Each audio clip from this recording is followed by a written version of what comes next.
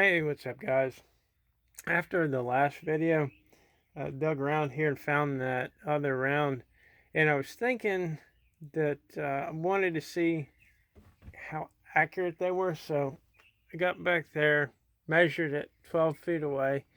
It shot the, what was it, seven? Yeah, the same 7 or 8 rounds. 8 rounds in here, and that's what I got. I actually made a whole video on it, but I figured that instead of, you know, uploading an entire video about one shoot, I'd just tell you about it. I do have a witness over there. In other news, I've finished making all of the ball busters, and I'm not sure if we shot the 490s yet. I think we did. But look at these. These are so big they've got their own name. These are donkey punches. So I've shot them. I shot them a couple of times in the very beginning, before there was even a version 1 that I settled on. These are in the version 1 form. The lead balls that go in them are so big, I don't think there's enough room to make triangular pillars. So those are going to have to stay in the V1 form. But since I don't remember shooting them, I do kind of remember shooting them and having no issues, but I just wanted to be sure. So I want to shoot those back there, braced on that stool to just make sure, mainly to make sure that they're not too heavy that the gun doesn't even cycle. I also am wondering if them being so heavy will put them, make them more accurate. We'll just have to see. I've got a baseline up there already we can compare them to. So first we're gonna do that. And just got off messaging somebody on eBay. Finished these day before yesterday. So what I'm gonna do now is put together a sampler, 4 rounds apiece. So instead of buying, 25 or 50 of one, you get 4 rounds apiece, and you can shoot them and find out what weight you like for your setup. If you got multiple setups, you can shoot them more than one time.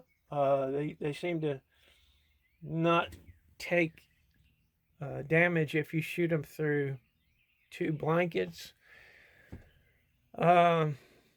Yeah, I would use 2 blankets because they're not rubber and they'll zip through one for sure. And I imagine 2, depending on how powerful your setup is. But yeah, so that group was, they were fired for a second time.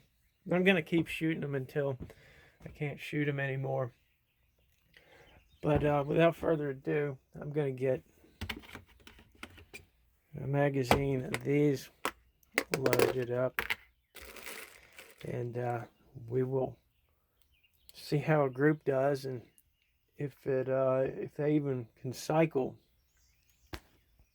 If you're curious, this is one of the very first ones that I made, and I did not notice any separation, and that's just hand pressed in there. It's not pressed in there or anything.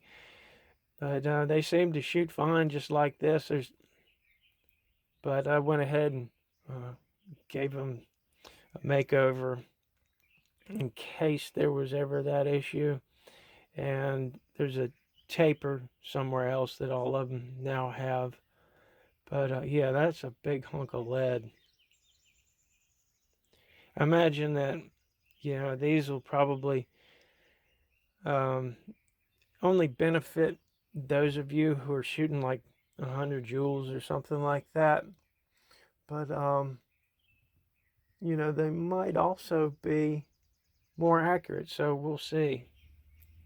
I've remembered to switch over to my red spring, and just noticing that I do have, with the heavier spring, you can't get an extra round fully in there like you can with the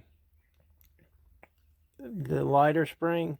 The way it coils up, the way it bunches up on that stop or whatever you call it, the heavier spring takes up more room, so the stop can't pass through the hole. But you can clip a seventh one in right up top. Oh yeah, real quick before we get started, I went ahead and disassembled it to address the leak, and I found a couple of things. The trigger assembly where it bolts to the slide, one of the screws was missing and the other one was loose. But what was causing the sometimes leak was that the regulator was loose on the slide, and it was just causing that weird leak. So I went ahead and fixed all that. So in that shoot, I was kind of surprised, the last shoot that I recorded but didn't upload, because I was aiming for that. I think I was shooting 375s, but no, there might have been the buckshot. But anyway, I was thinking that it was going to be shooting like right up here somewhere, but they were all around it.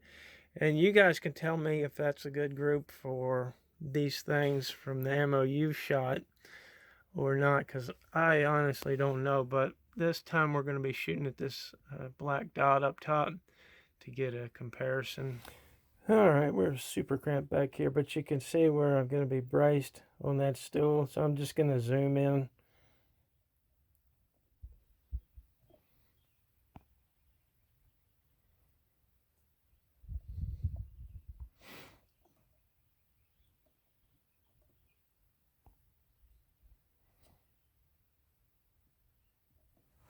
Okay.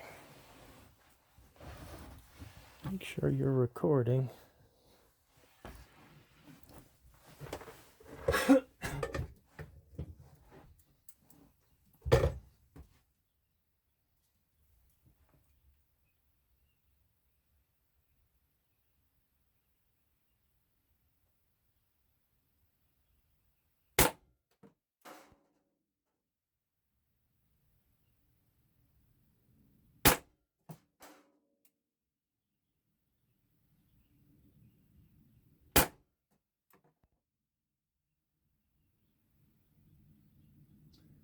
Tell you what, I've never seen them move the blanket like that. Man.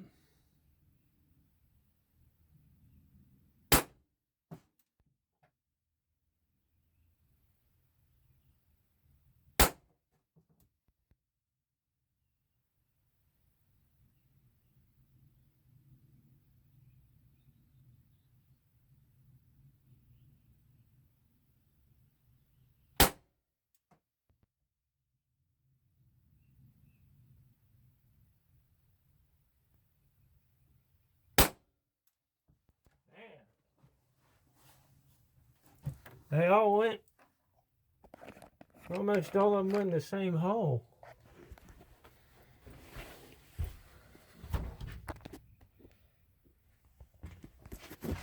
That's cool. So, yeah, from the light rounds, let me get these ears off so I'm not yelling at you, to the super heavy rounds, that's quite interesting. Yeah, once you get them moving in the direction you want to move in, that's it. Instead of like the lighter rounds, where you can have, you know, as they leave, I guess as they leave the muzzle, the air can, the residual pressure can kind of kick them to one side or whatnot. But that is awesome. All right, well, we'll take a look at the rounds. Let me find those, and I'll be right back. Okay, all of them survived except for this one. And this one was on that metal drawer that I've got. So I think the reason it broke because it probably came down on that metal drawer like so. So if you got something soft for them to land on, we got a crack here. Several of them landed on that metal drawer, but yeah. So we got two that didn't make it. Being lead, and there's so much lead that fills in that cavity. If they hit anything hard, it's gonna expand that lead and pop the shell. But yeah. So that's 2 out of 7 that didn't make it, but man, they were only. All right, guys. I think I'm gonna go ahead and make a listing for the sampler platter and put the link in the description below. So I'll see y'all later.